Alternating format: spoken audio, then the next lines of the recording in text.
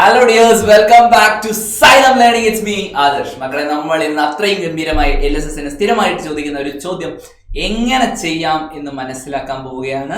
നിങ്ങളോട് എല്ലാവരോടും എനിക്ക് പറയാനുള്ളത് നാളെ വൈകിട്ട് 7:30 ഞാൻ ലൈവിൽ വരുന്നുണ്ട്. നമുക്ക് അത്രയും ഗംഭീരമായിട്ട് മാത്സ് പഠിക്കണം. LSSന് മാത്സ് വളരെ ഇമ്പോർട്ടൻ്റ് ആണ്. മാത്സിലെ ക്വസ്റ്റ്യൻസ് അത്രയും സിമ്പിളായിട്ട് ചെയ്ത് കഴിഞ്ഞാൽ നിങ്ങൾക്ക് അത്രയും കോൺഫിഡൻ്റ് ആയിട്ട് ബാക്കി ക്വസ്റ്റ്യൻസും ചെയ്ത് LSS നേടിയെടുക്കാൻ സാധിക്കും.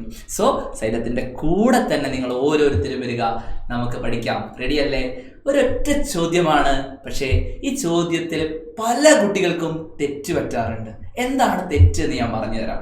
ഓക്കെ, 32,198 മുതൽ 32,213 വരെയുള്ള നമ്പറുകളാണ് ഒരു പരീക്ഷാ ഹാളിൽ ഉള്ളത് എങ്കിൽ എത്ര പേരാണ് ആ ഹാളിൽ പരീക്ഷ എഴുതുന്നത് എന്നതാണ് ചോദ്യം.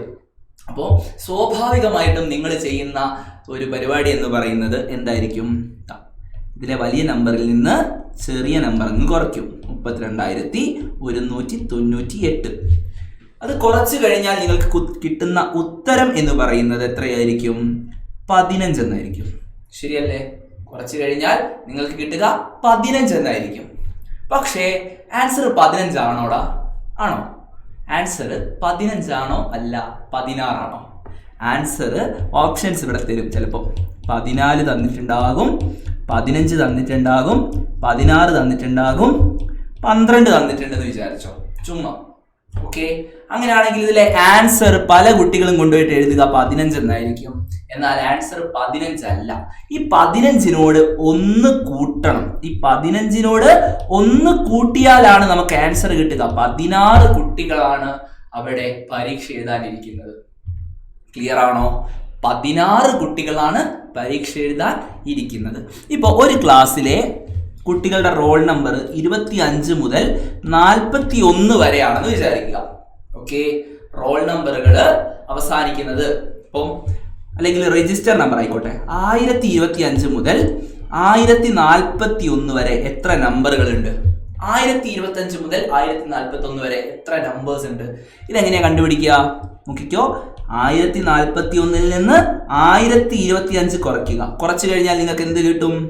16 എന്ന് കിട്ടും. ശരിയല്ലേ? ആ 16നോട് 1 കൂട്ടിയാൽ കിട്ടുന്നതാണ് ഉത്തരം. ഈ 16നോട് 1 കൂട്ടിയാൽ എത്രയാണ്? 17 സംഖ്യകളാണുള്ളത്.